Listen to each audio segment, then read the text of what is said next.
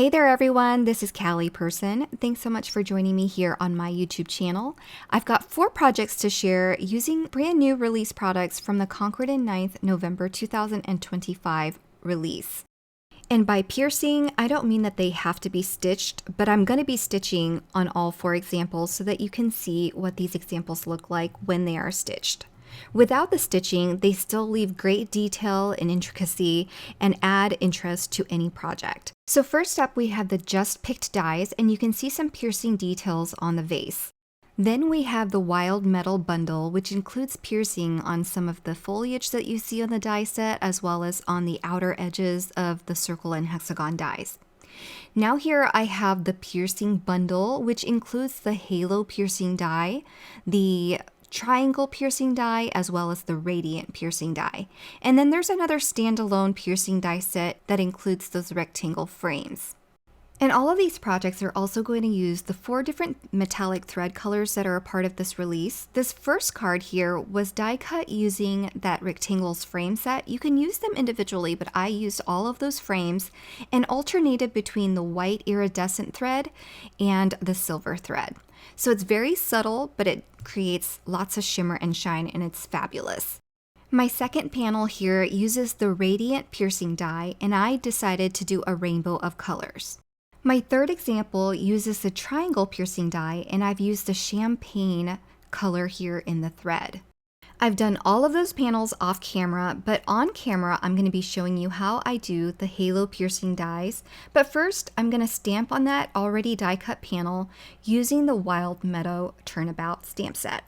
So I've got my all-in-one jig in my MISTI here, and I'm going to line up that template with my jig, and then I'll line up my stamp right over the template so that it lines up perfectly. And once it does, I'll take my MISTI lid and close over that so that I can pick up the stamp set right where it needs to be.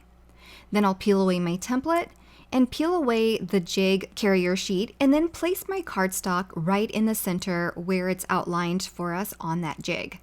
Now I'm using 4 colors, 2 pinks and 2 greens, and instead of stamping each layer in one color, I'm going to isolate the foliage from the flowers.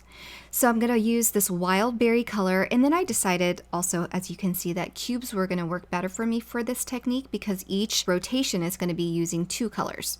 So a green and a pink. I've stamped the flowers in this rotation with the pink. Now I'm going to be stamping it with green for the foliage. And I did miss a little flower here on the side, so I'll do that. Now that we've completed the first rotation, I'm going to rotate my jig clockwise and repeat with the same colors. And as more of those images get stamped on my panel, you'll see why I decided to isolate the pinks and the greens for each rotation. It's because I don't want some flowers to be green and then some foliage to be pink. And that's the reason why I decided to choose 2 colors per rotation.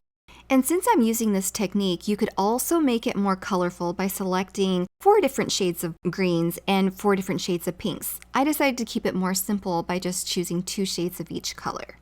Okay, so once I finished that other rotation, I did rotate my jig one more time to stamp my third rotation with 2 new colors.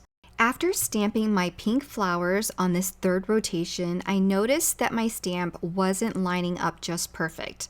So to fix that problem, I'm just going to peel that stamp off and line it up with the current images that are already on there so that my foliage is going to line up perfectly and finish stamping that rotation. I've turned my jig one more time, and this is the last and final rotation. I'm going to stamp first with my foliage, and then I'm going to stamp again with my pinks for the flowers. And that will complete the stamping using this Wild Meadow turnabout image. I really love the way this turnabout image creates a frame and then the center is open. And I think that's why I chose the halo piercing die for this one, because it radiates out but doesn't go all the way to the edges. So it perfectly pairs with this Wild Meadow stamp set. Now I know you can't see it too well, but the piercing die was impressed onto this panel prior to stamping. And when you go to work with this thread, it's a really great metallic thread, and it does come with the needle, so you'll have what you need to start the stitching. And this is personal preference, but those piercings are very, very small. So to make it easier for me to stitch this panel, I'm just going to take my needle, put some foam underneath, and poke through all of those piercings so that I have a bigger hole to work with. So you can see that the top half is pierced by me and the bottom half is pierced by that die panel. So if you decide not to stitch, it gives a very delicate pierced look, which is very pretty. But if you decide to stitch, this is helpful but not necessary. I'm going to work from the back, and once I get a short little tail, I'm going to move it away from any other piercings and then adhere it down. You can use washi tape, you can use double-sided adhesive and not take the backing off. I just used desk Scotch tape. Then to start, I'll work the needle in from the back and work my thread down through the next pierced hole and then move my way up. And I'm going to try to go up and down closely as I work my way up and down this radiant or halo design. So it's really straightforward once you get started. If you run out of thread, you just tape it down and then tape down another end and start over. So it's going to be a fairly repetitive process, and I'm just going to continue and fast forward through this a little bit, skipping through some of the monotonous work so that you don't have to see all of it. But as you can see, it's very relaxing to do. You can do this in front of a TV, which is what I did with my other 3 panels as I created those off camera for you. So here I've finished my panel, and as you can see, it adds very subtle color and texture and just interest to your design. So I've got those beautiful gold threading stitched there, and I can go ahead and work on a sentiment now. I actually stamped the sentiment on pink cardstock, but decided I didn't really like that. So I'm stamping it now over white cardstock using one of the pink colors that I stamped for my flowers to get some cohesiveness. And I decided that the white one was better, so I'm just going to adhere that to the center of this radial panel or this halo panel and just attach it to the center using some 3D foam squares. And that completes this first card. All I have to do is attach it to a card base, and that is my finished card.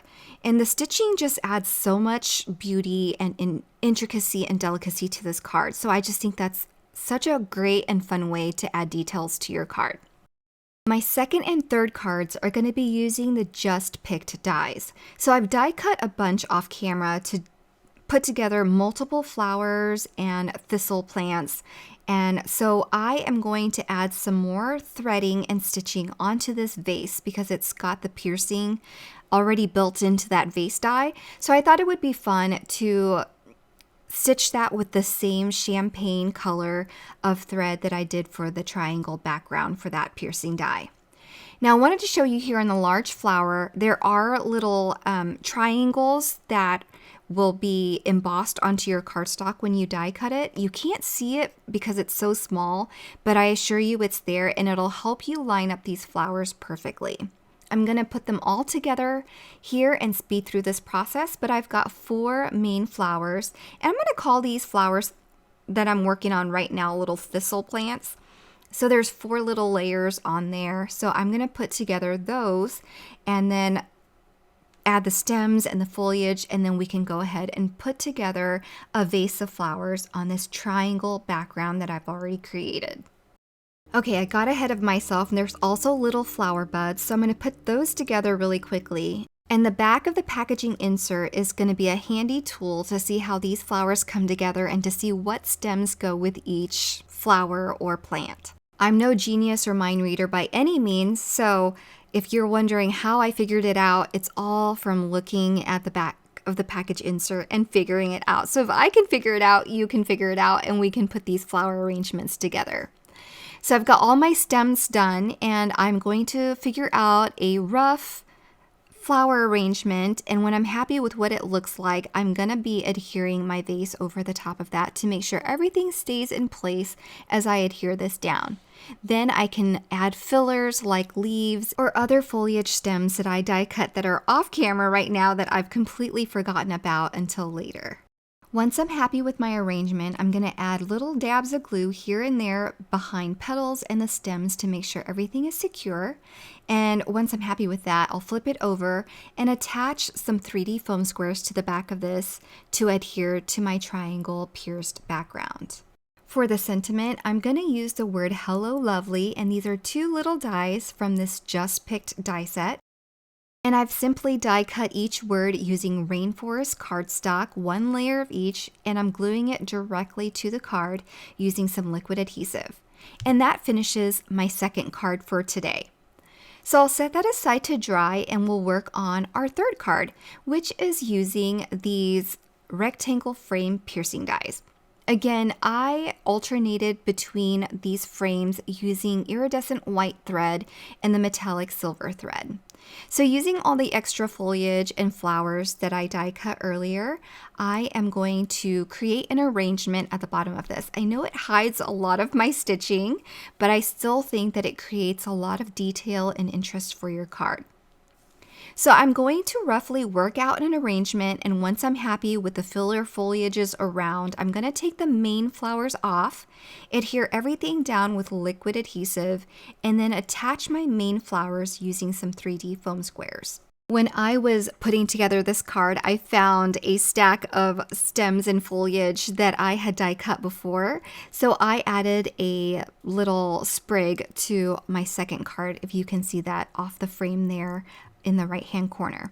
Anyway, I'm going to use the leftover leaves and more of those flowers that I have left over and just make this arrangement really big and bold, and then I can work on the sentiment.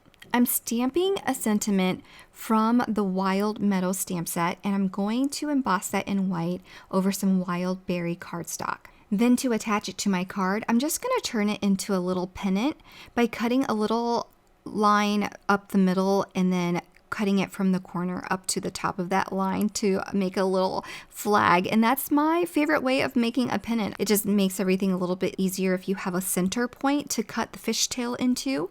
And I'll adhere that directly onto my card, then attach this to a card base to complete my third project. My final card is going to be super simple. Since it's already colorful, I decided to add just a simple sentiment that I die cut from the Wild Meadow die set. So it's got this hexagon with the word thanks in it, and it's got a gold frame, and I've added some black cardstock to the back of the word so it stands out a little bit more, and I'll just attach that to the center with some foam adhesive, and that finishes my fourth card. And there you have it, 4 stitched panels using release products from Concord and 9th for November 2025. Now, remember, you do not have to stitch these, but they are wonderful for stitching if you love stitching on paper. If you're interested in any of the products that I use, be sure to check out the links below, as well as on my coordinating blog post where everything will be listed for your convenience. Thank you so much for watching and have a wonderful day. Bye, everyone.